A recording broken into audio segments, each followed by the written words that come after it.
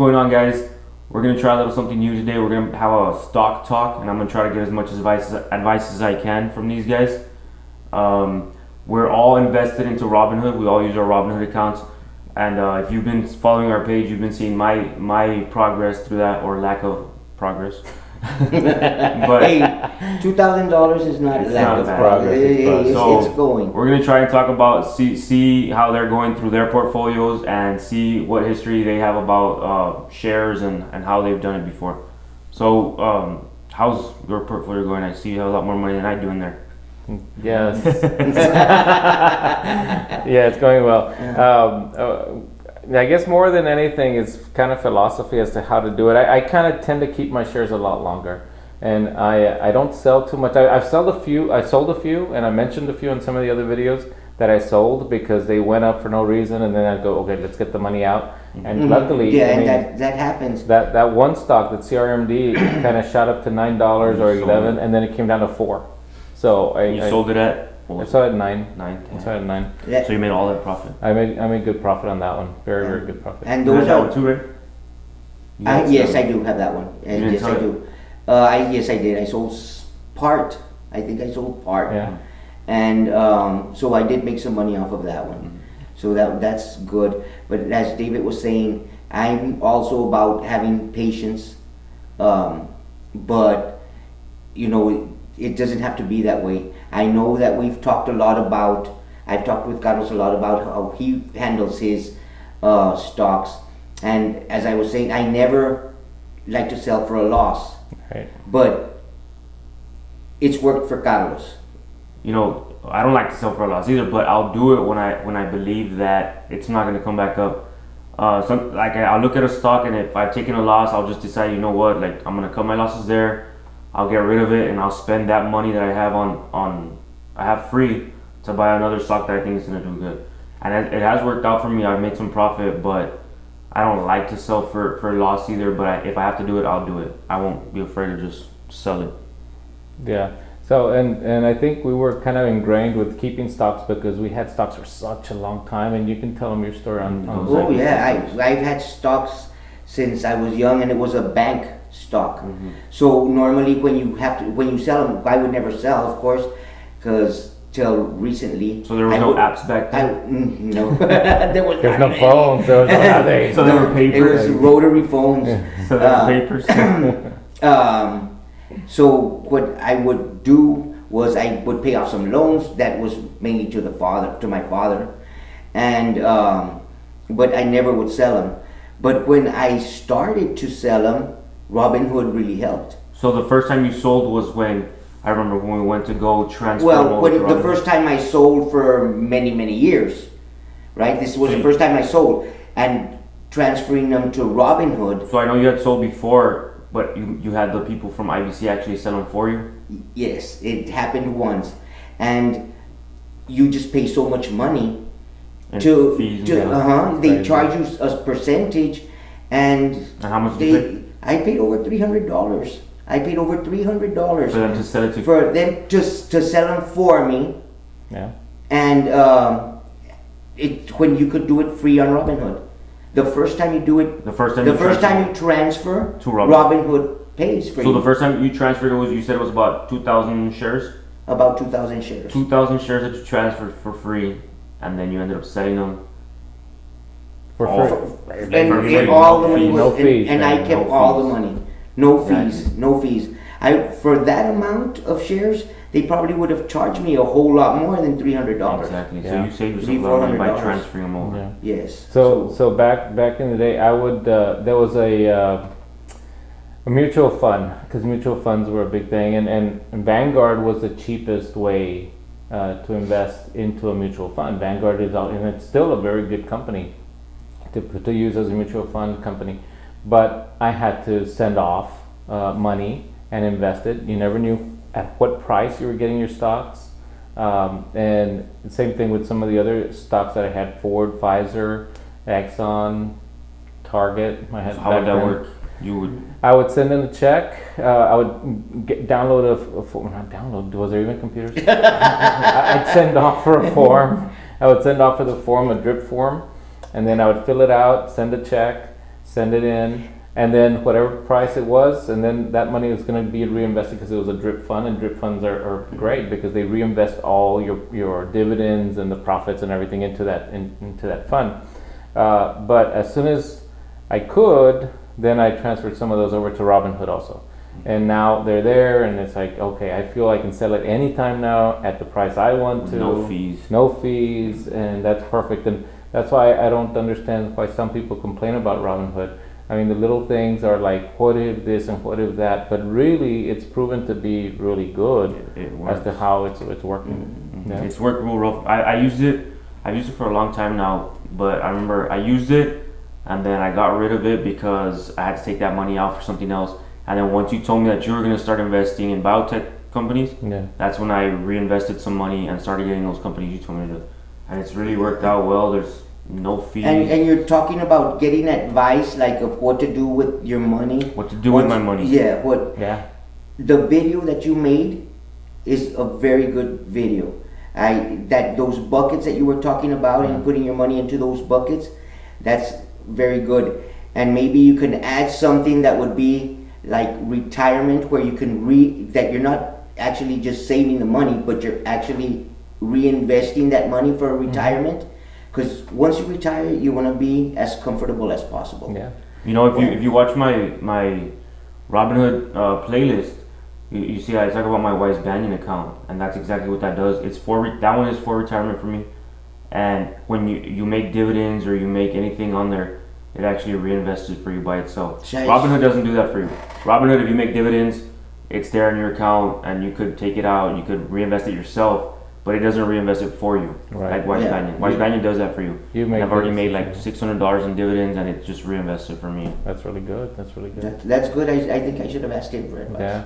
So and then when we're talking about the buckets and stuff like that, and that's something that you adhere to, but you have to be very good, and you have to know where your money's going, because that's what's going to help you do good.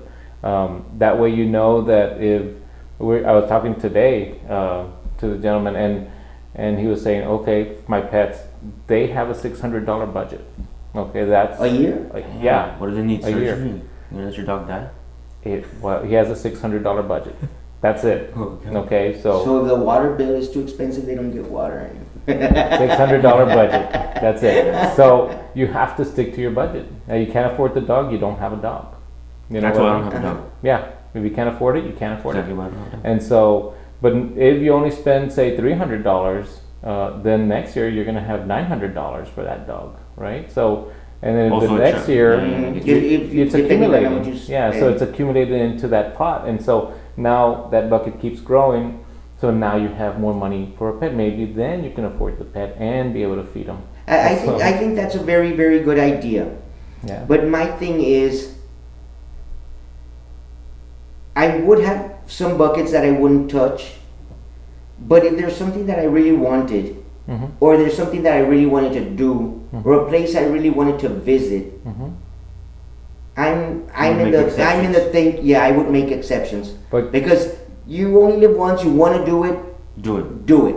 But- I mean, you're not taking your money anywhere. But realize that you have a bucket for Entertainment. personal and But entertainment and yeah. miscellaneous. That's 15% Yeah. already that you can use for Okay. that if you want. That's what I want to say. I'm not gonna. You're not putting 100% of your money in the buckets 100 because it covers everything. Yeah, it covers everything. So my check comes in, automatically goes into buckets. Yeah, yeah, it goes into buckets. It goes into buckets. That You know, way- that's exactly the way my financial advisor explained it to me too, Javier Mendoza. Yeah, yeah. That's like when I went to open, I hadn't opened it yet. He was trying to convince me to open it, and he explained to me all of that Yeah. about the buckets, and it made a lot of sense to me, and it still makes a lot of It- sense. We should get him in. We should get him in. Maybe one time. It makes We'll try to get him in, and he So I is have an a question. expert. When I make my $1 million, Yeah. do I take it out and spend it all? No, no. That was that's what I wanted for. 30% goes to your advisors. Right. Whoa. Oh, okay. I like that plan. I like that plan. Yes. So what would you suggest I do with it? Because how much should I set aside to do things I actually want to do? Because the whole goal of Okay. getting $1 million is to How old are you right now? 28. 28. You don't waste that $1 million. You put it away. Definitely Well, I'm not gonna not. make it when I'm 20. Definitely not. Yeah, You- say you make it in by the time you're 32. Okay, that sounds Okay. good to me. If you make it by the time you're 32, you put that money away. You don't touch All of it. it. All of it. All of it. Because you know how much that money is gonna make for you by the time you retire. You're not gonna have to do anything So- at that point. You're gonna have enough So money. let's say I make $1 million on my Robinhood account. Do I take it out and invest it somewhere else, safer, or do I leave it in Robinhood? Well, Does Robinhood allow you to have $1 million in your account? yeah, you can have as much as you want.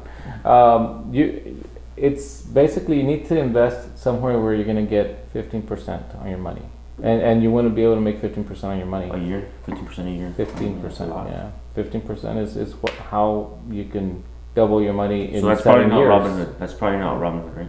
It could be. Some of it could still be in Robinhood if you're picking the right stocks. Some of it could be maybe you buy something and maybe you rent something, but you have to make at least 15% on your money so that you can actually make double your money in 7 years. Okay, now let's look at another side of this. Is So- there something that you really want? Is there something that you really want to do? Is there something? Why do you say that you had thought I'm going to make it to spend it? I want a really nice house. Okay, I can rent out my condo, live in a really nice house. Well, you have 25% that goes into the bucket for your house. Okay, so that's $250,000 of $1 million. $1,000 house. Okay. yeah, and So, I'll be your neighbor. there you okay, go. that's what I would like. Okay, That. That's about it. Uh, That's all so I have on my if that's all you want, you get your house, and then you can save the rest. You're I'm gonna rich make and it back. again. You could, yeah. You start again. This is already earning the interest that David is saying, the 15% or as close as possible as you can get to, or the most you can get out of it, and you're still gonna be young. Let's say If I reach that 32, we're I talking might about make some 4 dumb years. decisions. Now look. No, you won't make. No, dumb no, you won't make decisions. any dumb decisions. You've Look. never. He's never made dumb Yeah. decisions. So say at 32, so 7 years, 7, 14, 228. At 60, right? So at 60, it's gonna double 4 times. So million, you go 2 million, 4 million, 8 million, 16 million. If I don't touch it at all, If you don't touch it, $16 million. And then at 60, you have $16 million that you can live off the interest of that money. I mean, that's not bad. damn, I'm still gonna have some when I die though. I No, want to be at zero. When the- that's a point. I mean, the guy I Yeah. talked to said when you want to use it, you want to use that money. Leave some and You for your don't. kids and You don't even have to leave any for anybody. And But- actually- but that's basically what he said. He said you use use your it, money. And actually, what he wants to do, buy a house. He already owns his condo. He So wants to buy a. that's rentable. That's- That's still gonna that's earn, make that it could be an money. investment later. That's an So investment. actually, by buying a house, you never go wrong buying a house if you buy it in the right area. They always continue to go up, especially What, around here. what about just buying a house to rent it also? Buy another condo or something that you can rent also, and little by little, you'll start building up. Yeah, then you'll have your income coming in every single month. Yeah. So that's what you suggest I do with those $1 million. That's an idea, but you do want to make sure that $1 million you don't touch, because maybe the next $1 million you start using. So the first million don't touch. Yeah, and then And if you're 34, you're 32, don't touch them. I guess Yeah, not yet. That's kind of young to be. Yeah, and then you get your next million in a year or 2 years or whatever. How long did you say it takes you for it to double? 7 years. 7 years. Yeah. Still under 40. You should What if be- I wanted to open a business? Would I touch that million? If it's your investment that you're going to make 15% That of your would- money, yeah. I think if that's the way you're going to choose to do it, yeah. Because that can really make you a lot more than 15% on your money. So that would be really good. I think that's also another goal, to be able to open up a business that'll make money. We want an Alpha Cave business, don't we? We do actually. Now we do. Yeah. It's going to be good.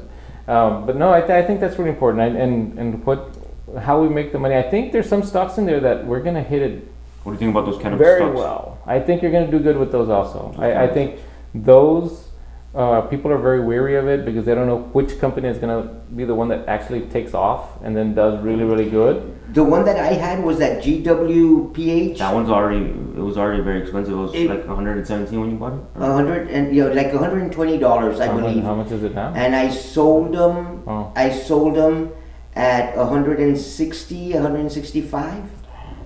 And I know that at one time they reached 172. Wow. 172, and they have come back down maybe to 140, 130. I don't Actually, know. they're at 168, right? They're at 168, so they went back up again. Yeah, they're at 168. That's pretty good. Mhm. And what's the 52-week high?